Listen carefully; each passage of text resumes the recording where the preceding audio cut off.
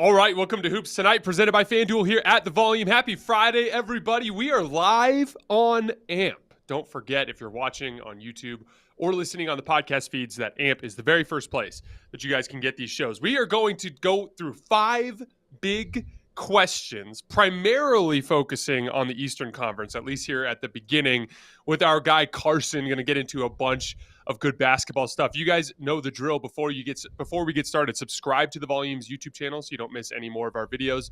Follow me on Twitter at _JasonLT so you guys don't miss any show announcements. And if for whatever reason you guys miss one of these shows and you can't get back over to YouTube, don't forget you can find them wherever you get your podcasts under Hoops Tonight. On that note, let's talk some basketball with Mr. Carson. How's it going, man? It's good to see you.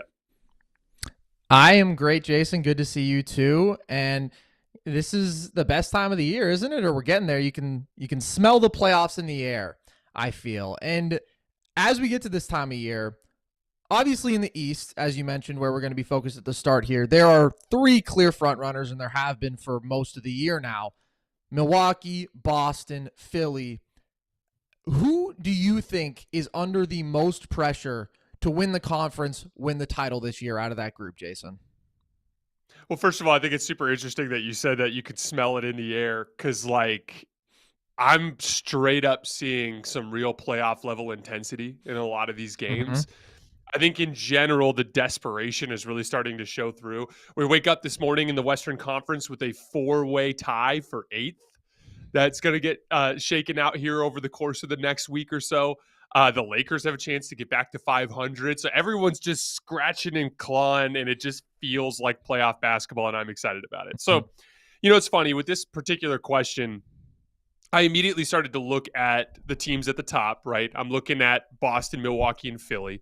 And the main reason why is, there is no pressure if you don't have a real chance to win a title. That to me is silly.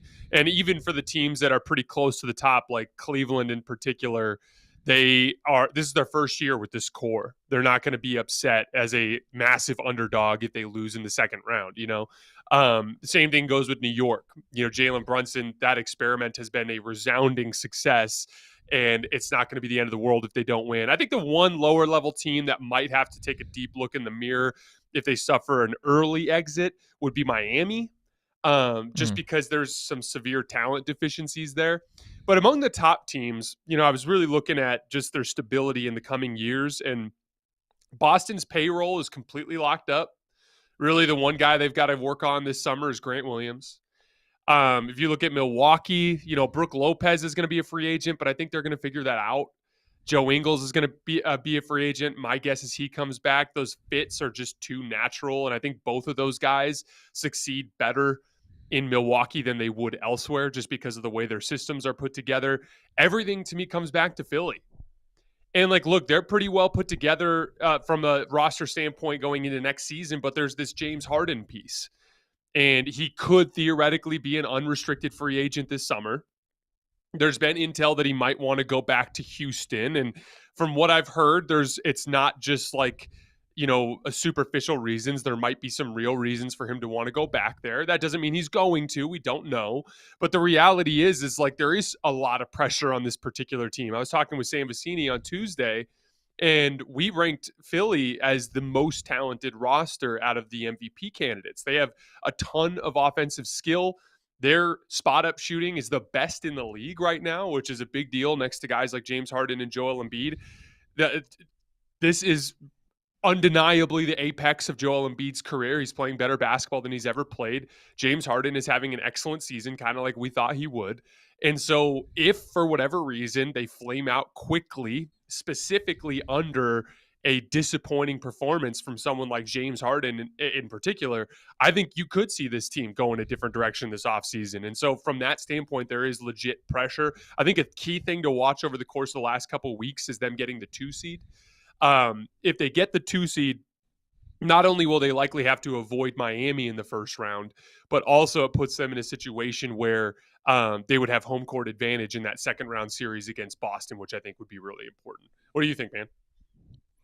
Well, I like that angle a lot because I think that you're absolutely right. If you're talking about the broader scope of where are these teams going, without a doubt, there is the most uncertainty in Philly and therefore real pressure. And also, if you look at it from a legacy perspective, I think that already Joel Embiid and James Harden in a vacuum are up there for the best players to never be the guy on a team to go to the finals. Obviously, Harden went there with OKC, but that was not a team that was led by him.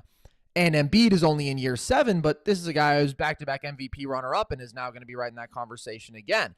Daryl Morey, one of the best GMs to never actually go out there and win a title. Doc Rivers, obviously, much maligned despite all of his career success because it's been 15 years since that title, and he's had a lot of playoff letdowns and disappointments. So I agree with a lot of what you've said. I kind of feel like, though, in a vacuum for this year, it is Boston, just because last year we looked at them. They were the best team in the league down the stretch of the regular season. They seemed to be the more talented team going into the finals. They lost. They got better this year. They improved the roster, adding your Malcolm Brogdons of the world. Derek White got significantly better. Jason Tatum got better. And they have been, from the very jump this season, the favorite. And now they've started to let things slip a little bit, but I do feel that there is a lot of pressure there. We have now some of the dialogue from Jaylen Brown about, hey, I want to be where I'm wanted. Like, who knows where things will go from here. Michael Jordan retired a Wizard, saying stuff like that. So although there is definitely more certainty there, it does still feel like this is a group that really wants to prove that they can win it all. Because last year was a great chance. This year it's going to be tougher to do it, but they're better.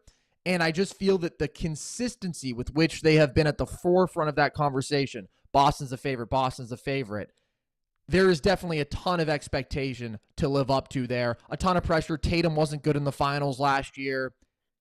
I feel like you could argue either of those two, but I lean in a vacuum this season, Boston. That's super interesting, and you're kind of swaying me a little bit, Carson.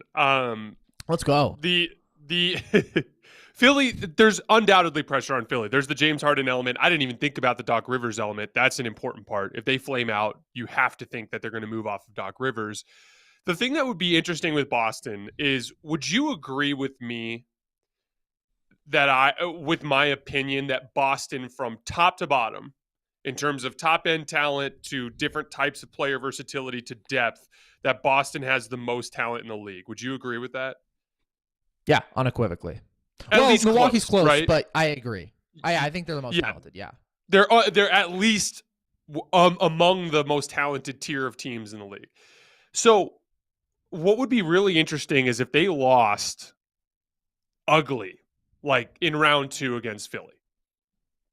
Would you start to look at it as a situation with team construction and the lack of high-level playmaking?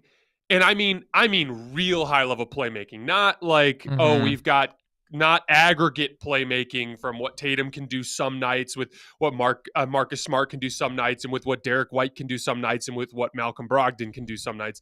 I mean top-tier playmaking. Because if we go back through NBA history, it's like 2022, I got Steph Curry, who his combination of on-ball and off-ball playmaking is, I would argue, top tier. I've always jokingly, when I would say those top 4 playmakers, and I'd say Luka and Jokic and LeBron and Chris Paul, I'd always kind of throw Steph in as the honorary 5th because of his off-ball gravity, you know? And then I go back to 2021, and Giannis is a much better playmaker than Tatum or Brown. And I think that was a sneaky kind of storyline of his development, has been everyone looking at the shot, but really it was his passing ability that kind of turned things around for him. You know, I go back to 2020 and it's LeBron freaking James, you know. 2019 is a little weird, but it's Kyle Lowry, and he's a better playmaker than anybody on this Boston roster. 18-17, I've got the Warriors. 16, I've got LeBron. 15, I've got the Warriors. 14, I've got that Spurs machine. 13-12, I've got LeBron. You have to go back all the way to 2011 to find a team, and even then, it's like Jason Kidd was the guy that was running that offense. And so I think there would be an interesting discussion to have if Boston flamed out early about whether or not they would need to look to flip either Jaylen or Jason for a higher level playmaker, simply from the standpoint of the fact that that might be the only way they could reach that championship ceiling. This Boston team effectively is the point guard by committee type team. And it's just a question of whether or not you can win like that. What do you think?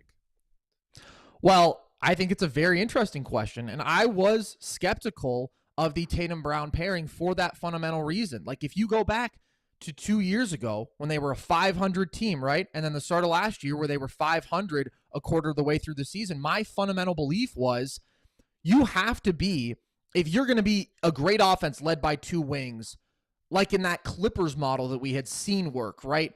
Kawhi, PG, both very good positional playmakers with like historically great shooting around them. And I was like, Jaylen Brown is not that level of a playmaker. Tatum, at that point, I was like, I'm not sure he's at that level as a playmaker. And even Kawhi and PG, we've talked about some of their offensive structural issues in the past. It can still get weird. I always definitely valued that great playmaking presence. Now, it's tough to sit here and say, all right, well, they just got to the finals. They were on the verge. And this year they've been up there for the best offense in the league. And they do have several good playmakers, right? They just don't have that one leading force. And they do maintain such a defensive edge by keeping that wing tandem together and such a shot-making edge. I think that what they're doing is they're trying to establish a new archetype. They're trying to show us that you can have a team that is led by two great wings who are good enough at the playmaking, and you can sort of not subjugate that lead guard playmaking role, but make it secondary and just get those solid supporting pieces there. So I do think that this team is good enough. But yeah, if they fail in catastrophic fashion, and if it's because, man, Tatum and Brown are making bad decisions and they're struggling with the difficult shot making, I could see that being a look in the mirror kind of moment. But I honestly do feel that this Boston team is good enough. They're not my favorite this year. I do think that Milwaukee is the best, and part of that is a faith in Giannis over Tatum thing, because I do think that Boston, top to bottom, has a better roster. But it's a very interesting question. It's one that I've thought about for this team for years. I have one last follow-up before we move on. Miami experiences a disappointing flameout. Boston experiences a disappointing flameout. And Brad Stevens calls up Pat Riley and offers Jaylen Brown for Jimmy Butler. Who says no? I think Boston says no because of age, fundamentally. I think that Jimmy's better, but I think that you'll take your 8 years of prime Jaylen if you can retain him over, well, maybe not 8, but 6 or whatever, versus like who knows how many of Jimmy, 2. Things are changing, right? Medicine is insane now. Guys play until they're 38, LeBron. But I would think that Boston would say no to that. What do you think? I agree. But that would be an example of like a win now type of trade for a player that I think immediately makes them a significantly larger championship threat, because Jimmy kind of addresses two specific needs: the toughness piece and that shot creation piece from that like big playmaker. Again, that's just fantasy basketball. That'll never happen. But it was just kind of an example of what I was looking at. But we can move on now. Yeah, no, that is an interesting thought. And trust me, I love Jimmy. And by the way, I think Miami will have a disappointing flameout. I don't think they're not winning a playoff series in this East. But it's interesting that you mentioned them because, again, we have been so focused on that tier of the top 3 teams. Who outside of that group of Boston, Milwaukee, and Philly do you think actually has the best chance to win the East, Jason? So I think you're going to disagree with me here based on what you just said, but I considered 3 different teams here, and there's a bunch of different elements that break down here because a lot of it has to do with matchups. Like a lot is going to come down to who finishes in that 2-3 race between Boston and Philly. But the 3 teams that I considered beneath that top tier in the East that actually have a chance, I looked at the Cavs, the Knicks, and the Heat. And so what I tried to do to try to minimize any sort of subjectivity from it, or at least minimize some of the subjectivity, is I broke it down into some categories that I find super important for championship runs. And I looked at half-court shot creation, half-court play finishing, rim protection, perimeter defense, physical strength, versatility of play style, and superstars. And so when I looked at half-court shot creation, I actually gave a slight nod to the Knicks. I have come around so much on Julius Randle and Jalen Brunson as a duo. I think they represent a super complementary duo in the sense that Jalen Brunson is that like high pick and roll ISO guy, and then that has some of that higher level playmaking. And then Julius Randle's like that big matchup attacking forward that, like, when things break down, he could just bully his way to 10 feet and take a little 12 to 13 foot fadeaway, right? Even though I would argue Jimmy's the best overall player, the two of those two guys together, I think, make better half-court shot creation. Half-court play finishing, I actually gave it to the Heat. They're just a way better perimeter shooting team than the Knicks and the Cavs. In rim protection, I went with the Cavs. In perimeter defense, I went with the Knicks. I've been super impressed with the Knicks guards as of late. With physical strength, though, I went to the Heat. I think they're just a little bit more stout in that front line. And some of their guards, like guys like Max Strus and Kyle Lowry, are super broad, low center of gravity guys that can hold up in physical confrontations. Versatility of play style. With Miami, they can run drop coverage. They can run switching schemes. They're extremely smart tactically on both ends of the floor. So I put them number one there. And then for superstars, undoubtedly among that group, I would trust Jimmy Butler more than any of those other players on the other teams. And so I tallied them up. If you finished first on that list, I gave you 3 points. If you finished second on that list, I gave you 2 points. And if you finished third, I gave you 1 point. In the final tally, I had 17 for the Heat, 14 for the Knicks, and 11 for the Cavs. So, like, I actually think out of that group, based on the things that I value the most about playoff basketball, that I still think the Heat are the biggest threat to anybody. But a lot of it comes down to matchups. Like, I think I'd give them a puncher's chance if Boston slips down to 3. I'd give them a puncher's chance to beat Boston just because there's a mental advantage there. They've beat them twice again this year. They almost beat them in the playoffs last year. But if they end up facing off with Philly, I don't like that matchup as much, just because, especially with the way that they're going to have to crowd Embiid with their physical disadvantages and how good Philly is shooting off the ball. Well, I think I like how you went about this. I mean, it's very interesting to have the precise calculation there. The one factor, though, that I think is missing from that is that Miami is going to have to play Boston or Philly probably in the first round, and Cleveland and New York can kind of go at each other. And bottom line, I'm not confident in any of these teams beating any of the 3 big dogs. Like, I do think that there's a clear drop-off.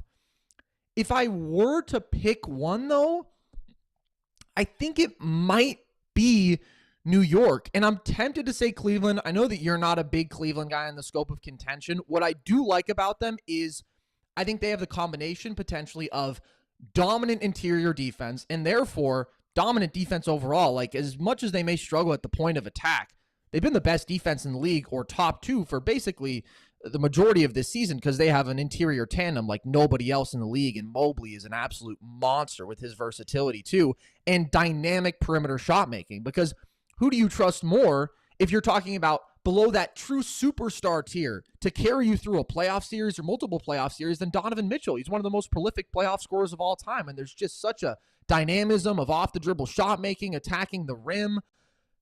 And then to have Darius Garland as your second guy, that to me is like a really impressive. Hey, if we can, it's like they're more talented and the East was horrible at this time, but it's sort of like if you think about like an AI formula, right? Dominant interior defense, one guy, except they even have a second star level guy in Darius Garland. The problem is they suck on the wings and their depth sucks. And I think that just knocks them down a bit to me, to where I agree with you. I really, really like the star tandem from New York right now. And who knows, right?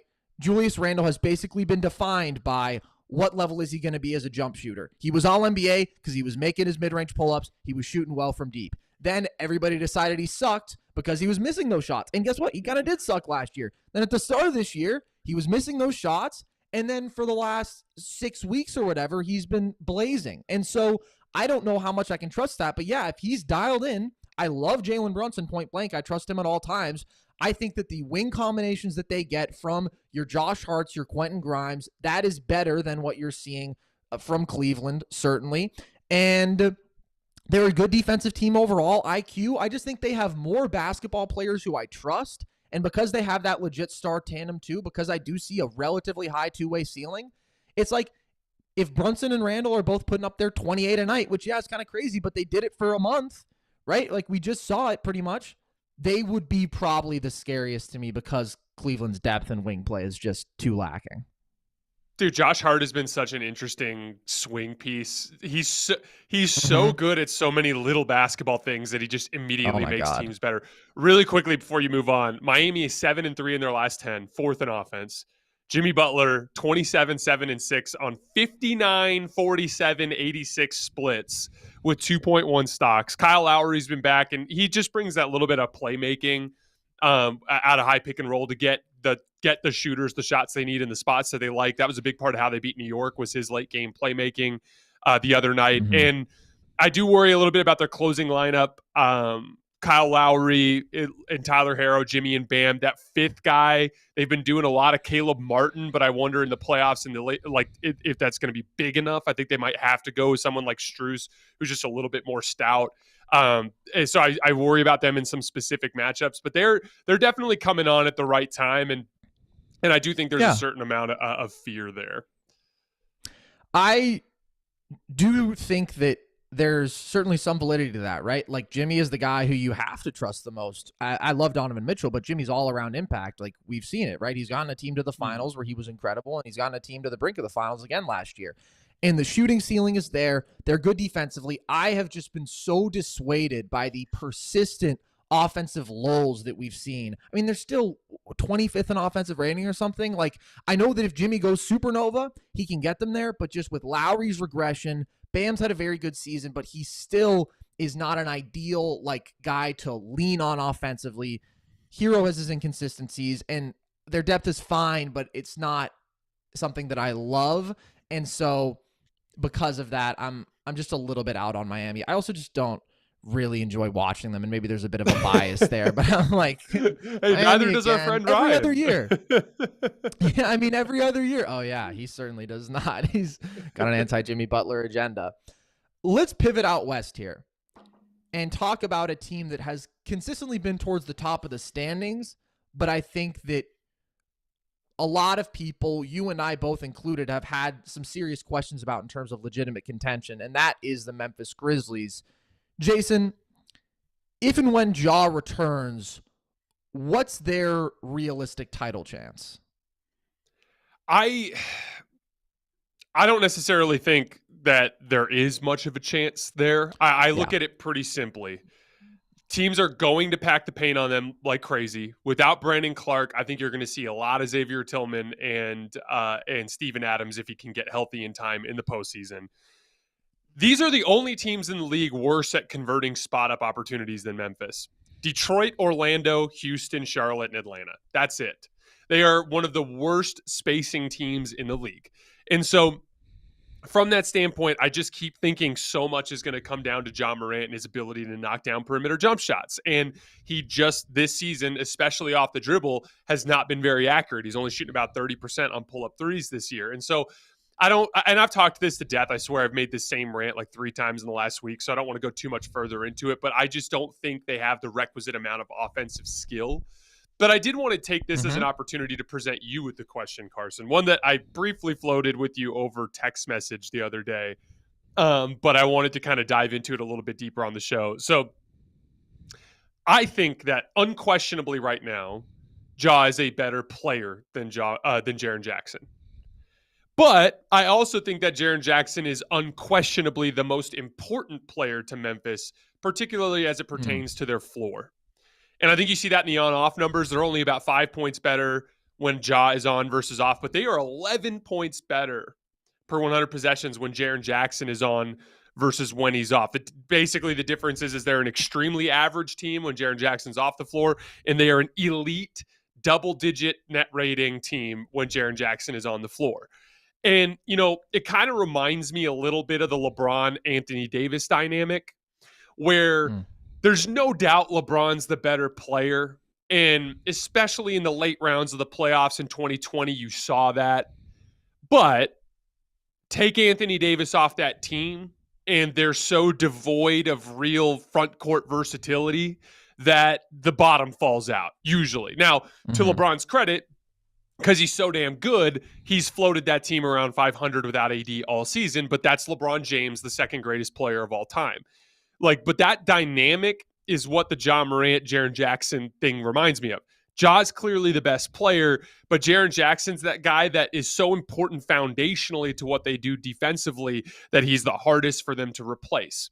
Now, I think right now, he's already one of the best defensive players in the league, and he's showing a lot of flashes offensively as a rim pressuring, like rip through a physically aggressive straight line drive forward, and he's flashing some of that perimeter shooting stuff. I think that if he can make some moderate improvements as a ball handler and was seeing the floor and can get to the point where he consistently can average about 25 points per game efficiently with what he can do defensively, I think he's capable of being an even better player than what Ja Morant is. And that's not bad for Memphis. That's great for Memphis, because if you can have two of those guys, that's excellent. Am I too high on Jaren Jackson?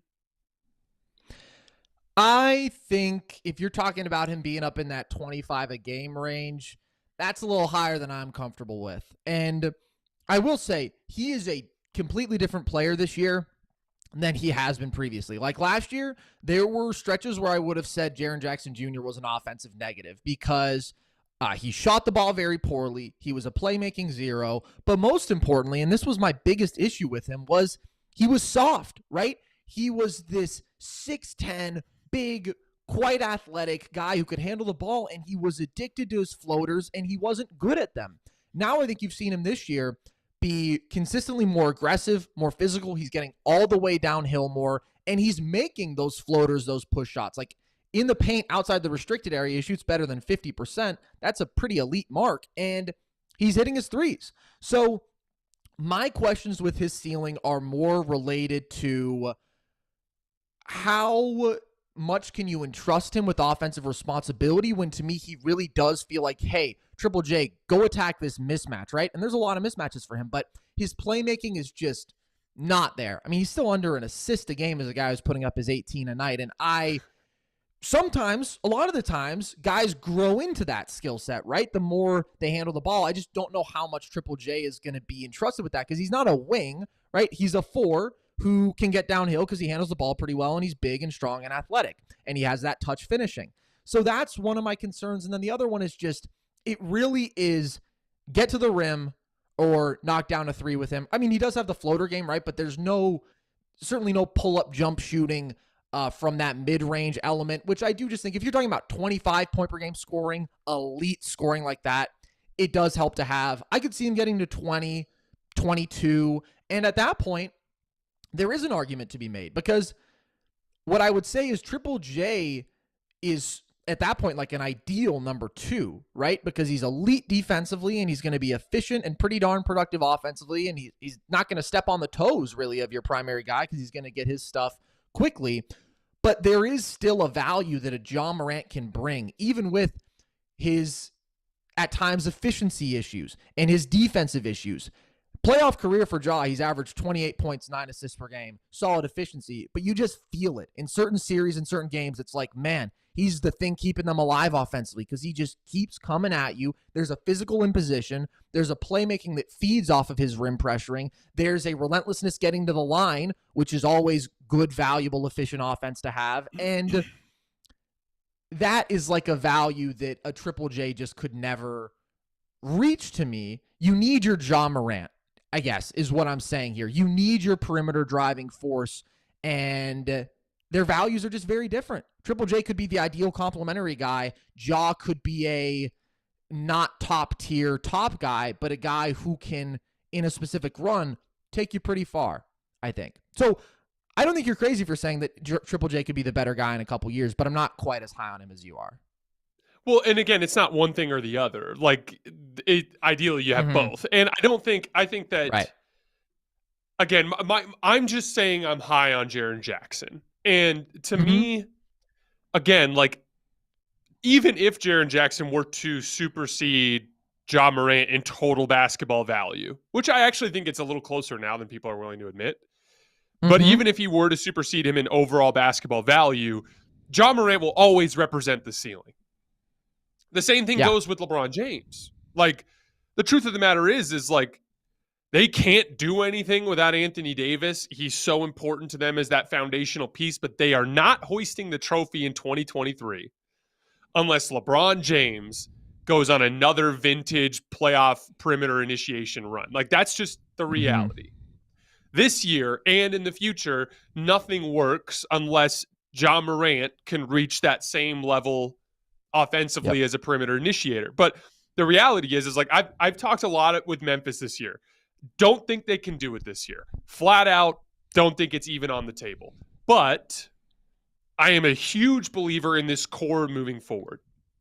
The dynamic of that, like you called it, the Allen Iverson dynamic, but that Ja Morant with the outstanding interior defense, with that Dylan Brooks, the guy you could throw at the other team's best player. If you bring in the requisite amount of offensive skill to supplement those guys in the rotation, I think that they can absolutely win an NBA championship. This is not like, I actually think Cleveland has some significant limitations. They don't have that same level of like physical girth, in terms of like just their ability to hold up in the super physicality environments. I'm actually a little higher on Memphis long-term, even though I think Cleveland's better now. And so again, it's more just, to me, it's just a point of optimism. I am super high on Jaren Jackson, and I think it puts him in a good spot moving forward. I love how you put it. That was exactly what I was trying to say. Triple J can be the more valuable, better overall player. Ja will always represent the ceiling. They will always need that offensive engine to even get in the door. But yeah, Triple J could do some special stuff. I mean, it's like you said, he's already up there for the best defensive player in the league. And I agree with you about Memphis's issues. Not a good enough half-court offensive team. Not skilled enough offensively. I love Desmond Bane. He's a step in the right direction. It's still not quite enough with their spot-up issues. And Ja also hasn't been good enough this year when he's been out there. Just point blank. His pull-up jump shooting hasn't been good enough. He hasn't been efficient enough, and they need him to be great. So let's talk now about another story that has sort of gripped the NBA, and it's not the first time that it's happened. But Mario Chalmers came out and said on a podcast, as former NBA role players love to do, talking about NBA greats, and said that people don't fear LeBron. And we've always heard this, right? People don't fear LeBron. No Chill Gill came out and said, you're not scared of a guy who's going to give you 29, 9, and 9. I probably would be, but why is there this narrative, Jason, that players don't fear LeBron?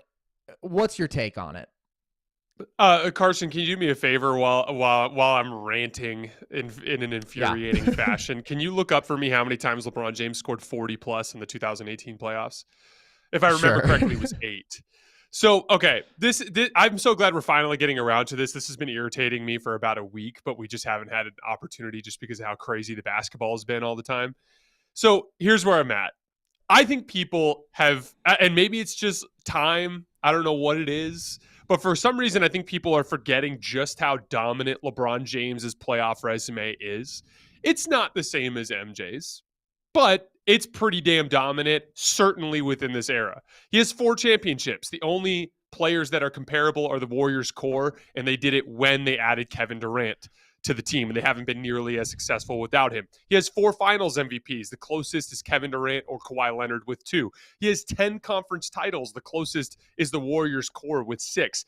Here is a list of players that LeBron James has beaten 4 times out of 7 in a playoff series. Paul Pierce 3 times, Kevin Garnett 3 times, MVP Derrick Rose, Carmelo Anthony, Paul George 4 times, Kevin Durant, James Harden twice, Russell Westbrook twice, Tim Duncan, Steph Curry, Jason Tatum, Damian Lillard, Nikola Jokic, Jimmy Butler. He may not be the same level of dominance that MJ had in the 90s, and that certainly is a differentiating factor for me right now between those two guys.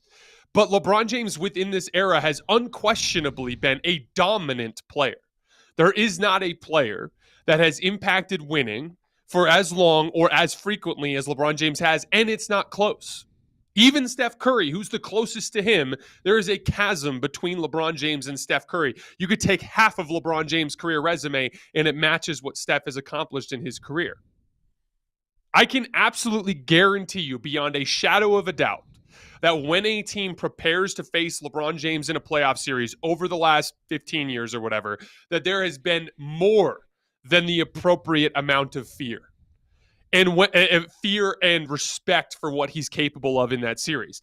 If you go into a series with the LeBron James team feeling like you have a chance to win, it's because you like some matchup somewhere else on the roster where you've got a good chance, not because you expect to outplay LeBron James. That has never, ever been the case. And it's the same type of appropriate fear that existed for MJ. Look, I still have Michael Jordan as my greatest of all time. And I think LeBron James needs to do more to surpass him. But the reality is it's getting closer and closer. And right now, it is very close. And the closer it gets, the more people have to go away from real basketball arguments and start relying on these completely meaningless platitudes like random abstract concepts like fear. And this fear thing is just the latest example of that. I think I agree with a lot of what you've said. I do think there's a dynamic of this that is, it's about archetypes. People, when they talk about fear, they, I think, favor a couple things. Part of which is like the just bloodthirstiness, the deranged and obvious competitiveness that you get from a Michael Jordan or a Kobe Bryant, right? I think people romanticize that. It doesn't have to do with how great you are as a basketball player when LeBron James is still absurdly competitive and is never going to shy away from the moment. But there is just that romanticization of this guy is going to come right at me. He's going to come at my throat. He's going to isolate, right? And I also think that there's a skill bias with all of this where people talk about being so scared of a Jordan, of a Kobe because of difficult shot making, because of, hey, I'm going to take you to the post. I'm going to pivot 6 times. I'm going to pull out a crazy spin. And I'm going to nail this shot right in your face. And it's relentless, right? And I just think that people revere that. But oftentimes, basketball is about making the right play. It's about creating your high probability looks, getting downhill for a layup, creating an open 3 for a teammate. And who has ever done that better in the scoring playmaking combination than LeBron? Nobody, in my opinion. So it's not about actual basketball. You're right, because even if it is about, well, he's not going to come right at you and, drop 40 on you. As you said, it was 8 times in the 2018 playoffs. Well done. He is undeniably one of the greatest scorers we've ever seen. And by the way, I don't know, I'd be pretty scared of a 260-pound freight train coming at me and over again. You think Steph in the 2018 finals game 1 was like, LeBron, he's going to try me again? Yeah, we'll see how this goes. Like, it's an absurd thing. And it's the same thing where, like, for 15 years, it's been a topic of, is LeBron wrong for passing the ball to the open guy on the last possession? People have an idea of what makes a great basketball player in their mind. And I think a lot of it is because Michael Jordan was the dream. He was perfection. And so it was like whoever can get closest to Mike is the dream, therefore. But it's not necessarily true. Like, LeBron is effectively equally great, just in a different way. It's interesting because even if we try to define this abstract concept of fear, like if you asked me to try to explain the impact that fear could have on a basketball game, the best thing that I could do to describe it is having your opponent play below their capability simply because they lack confidence in their ability to beat you. And I have literally seen that happen dozens of times in LeBron James's career. Like, I go back and I look at, I literally watched LeBron James in 2020 after Kawhi Leonard, one of the very archetypes of players that you described as the type of person that we naturally associate with this type of fear, fail to put the Denver Nuggets away. I watched LeBron James do it with what Kawhi is best at, pull-up jump shooting. Earlier in that playoff run, I watched him deliberately target Russell Westbrook in athleticism plays. LeBron has hardly hunted chase down blocks in the last half decade. He had like 4 of them against Russell Westbrook just to prove a point that, like, hey, you're the most freaky athlete of your generation. I'm older than you and I'm still more athletic than you. I go back to 2018 and I watch a Toronto Raptors team that had won 59 games, that was favored to win the series, and I watched LeBron suck the life out of them in 2 games in Toronto on their way to the sweep. They vastly underperformed their potential because they simply did not believe they could beat him, even though they had a better team. That is that same type of fear. I go back to 2015 and 2016 when LeBron beat the Warriors and damn near did it without Kyrie and Kevin Love. And it was mostly because both Klay Thompson and Steph Curry played well below their capability, in large part because they were not confident in that setting in the same way that LeBron James was. And I can go further and further back over time, but LeBron James has absolutely had that mental impact on his opponents. It's different, like you said. It's not the he's just going to take these ridiculously tough shots and all we can do is just pray that he misses, like it is with some of these great scorers of all time. But what it is it's a lack of confidence in the ability to beat him in basketball games. That's the same type of abstract concept, even if you don't associate it with the same visceral reaction of fear that you might have with the high volume score. And again, like, there is, Carson, an interesting basketball debate to have about LeBron James versus Michael Jordan. They're 2 completely different archetypes. Their team constructs throughout their career are so different. Like, I think if LeBron James had Anthony Davis from the time that he entered the league, he'd be his Scottie Pippen, and they'd play together for 12 years. But you know what? That's not how it worked. He didn't find a legit co-star until Dwayne Wade, who immediately broke down. And then he found Kyrie, and then he broke down mentally and physically. And then he found Anthony Davis, and he's breaking down physically. Like it's been a completely different career arc. There's an interesting conversation to have to dive into all those elements. But instead, it's like, oh, but what about the fear scale? And it just makes everybody dumber. And it's completely dishonest. And it's a big part of why I don't really enjoy discussing LeBron MJ unless I'm talking with someone like you, Carson. I'm right there with you. I think that the NBA GOAT debate is on the verge of needing to be retired. Like, it's just not fun. People don't talk about basketball. They talk about stuff like this. They talk about, MJ gambling. They talk about LeBron's tweets. It's like, it's not a fun basketball conversation anymore, but it is a very interesting one. I agree with you. Last thing we're going to touch on today, Trae Young came out and said after the Timberwolves game, which they narrowly lost, quote, refs should be held more accountable, and apparently implying like money, suspensions, etc. Just like us, they shouldn't get "we missed it" passes. What do you think about that, Jason? Well, first of all, if there is one player in the league that I never want to hear spearheading the conversation about officiating, it's Trae Young. Look, here's the thing.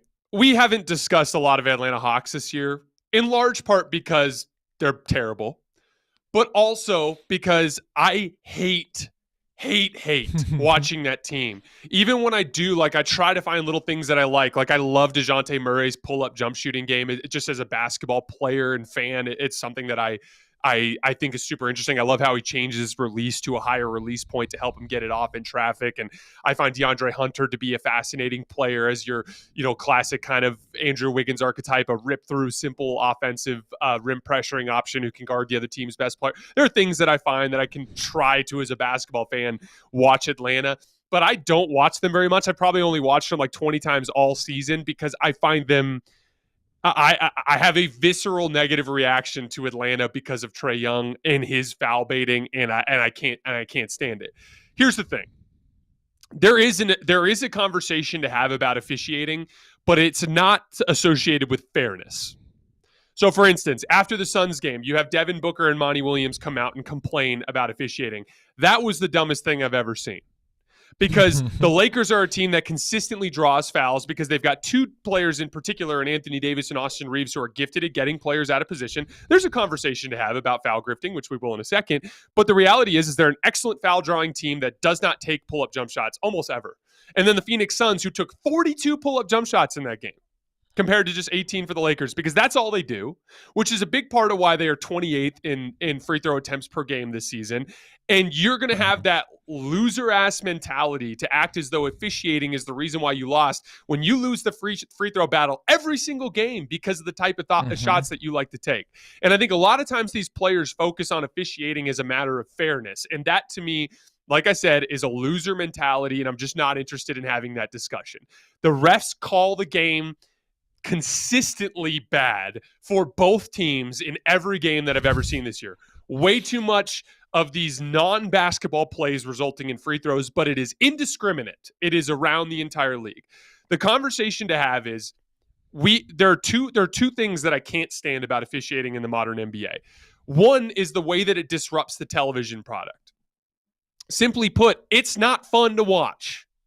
The flow of the game get constantly disrupted as you see guys constantly making these unorthodox plays and stopping the flow of the game, the up and down nature of basketball, which is part of what makes it great. Like, I don't know if you saw that Golden State Dallas game the other night. It was pretty back and forth, up and down there in that fourth quarter, and it was highly entertaining. That's basketball. And so problem number one is the refs are disrupting the flow of basketball games, and it is bad for the television product. And then problem number two is as a matter of personality, and some of this is just the way that position draws people that have an authority complex. But the reality is these guys, they do not understand their role within a basketball game. The NBA exists because of the show that the players can put on. You need the owners as a structural element to make it all work. They're the business guys. You need the media because they are what market the players to the fans. That's important. And you need officials because they are what keep the game fair and organized, correct? But all three of those, owners, media, and refs, they need to stay out of the center of focus. The players always have to be the focus because they drive all the revenue. The only reason any of this works or makes any money is because we enjoy watching Steph Curry play basketball. And the refs so don't understand that concept, and more often than not, they push themselves to the forefront because they view themselves on equal footing to the players. And that is complete crap. And so they have to figure out how to fix the issues with the way that the rules are interpreted to keep the flow of basketball games better. But they also have to find a way to filter out these dudes. And it's not all of them. I would venture to guess that at least half of them are well-meaning and understand their role. But there are way too many celebrity officials in the NBA. And that, to me, is a problem. They care too much about their personal impact and fame on that stage. And it's bad for the game. It's always been that way. There's always been that dynamic, right? Joey Crawford, Dick Bavetta, Scott Foster now. Egos certainly can get in the way. I think that you're absolutely right on a lot of this. Like, I agree that the game should be officiating differently, but I think that the biggest takeaway for me here is that people have turned so much, and I think that this has really gotten worse with the legalization of sports betting in more places, and therefore sort of the idea that we can jump to, oh my God, people have money on this, everything is rigged. Just the immediate blaming of officials for any outcome, right? The idea, we saw it in the football season. Oh my God, that roughing the passer penalty in the Bengals game, how horrible. And then obviously the Super Bowl was sealed also by a call that some people felt was controversial. And there's just a complete willful ignorance in this. Like, in that game, Trae Young took as many free throws, 16, as he did shots. And a vast majority of those are elicited from non-basketball plays, flailing, just throwing up shots, hoping he gets that little bit of contact on the hip. He is the inventor, effectively, of, okay, I'm gonna get this guy in jail out of the pick and roll. He's on my back, right? He's stuck there. And I'm going to jump back into him, and that is, at times called a foul. They've tried to change rules because of Trae Young's exploitation. So it's just completely unaware. The Suns game, you're absolutely right. They've been outshot by a dozen or more free throws in 4 of their last 6 games, and it's because they're dead last in restricted area field goals. And the Warriors just won a title in which they were 26th in free throw attempts because they're a pull-up jump shooting team like the Suns. The notion that you have to win the free throw battle to win the game is completely false. You win basketball games in different ways. The Suns aren't getting screwed. It's not their play style. They're not physical. And by the way, They're the fourth most foul-prone team in the league. And by the way, the Lakers, as you said, are one of the most prolific teams at drawing free throws because they're big, they're physical, and they do have those guys who can get people out of position and elicit those fouls. So it's just very frustrating to me. I mean, Trae Young saying something actually makes my blood boil because it's like, buddy, you are the problem. Like, you are the embodiment. Luka insinuating that the refs were paid, it's like, Luka's also in that top tier of, let me manipulate the refs, let me draw this questionable foul that is called by the books right now, but isn't good for basketball, not a basketball play. It's very frustrating, and I think that we need to have a real referendum here on, hey, guys, this isn't the 2002 Western Conference Finals, right? Like, this is not, well, that might, that might be illegitimate. It's just bad rules and an honest bad call every once in a while, but you can't threaten that with, sending these guys to the gallows. Like, that's absurd. You don't get punished for messing up. Honestly, as a player, beyond the result, refs are doing their best. It's just, I agree with you. There's bad rules, and Trae Young is an exploiter of those bad rules. The whole thing is just one giant intellectually dishonest debate. Because I'm so glad you said that. Like, that's just one part of the game of basketball. I literally talked about this in our last show, after Warriors Mavericks. Like, there are usually at least a half dozen things that go horribly wrong in a basketball game, and sometimes all 6 of them go against you. Like, there was what was that Rockets Warriors game that won a couple of years ago when KD was still there, when he stepped like 4 feet out of bounds on the baseline and the ref didn't see. Like that's just. That to me is overcoming adversity. It's no different than you guys in your life. Over the course of the next month, you're going to have 2 or 3 hand grenades lobbed into your life. Like, that's just the reality. Like, you're going to be crawling, going through your day, and you're going to get a phone call, and it's going to be something really shitty, and you're going to have to find a way to like deal with that as you go through the rest of your day. And like, this idea that it's going to be this perfectly fair, static environment is so silly to me. I saw that Lakers stat going around yesterday where it was like the Lakers have by far the biggest free throw differential in the league this year. And it's like, basic research. They're the only team in the league that is great at not fouling and drawing fouls. The second best free throw differential team in the league was the Miami Heat, who is 17th in getting to the foul line. It just so happens that they're the one team that does both well. And people will be like, "Oh, but the Lakers are terrible. Why would they suddenly be good at that?"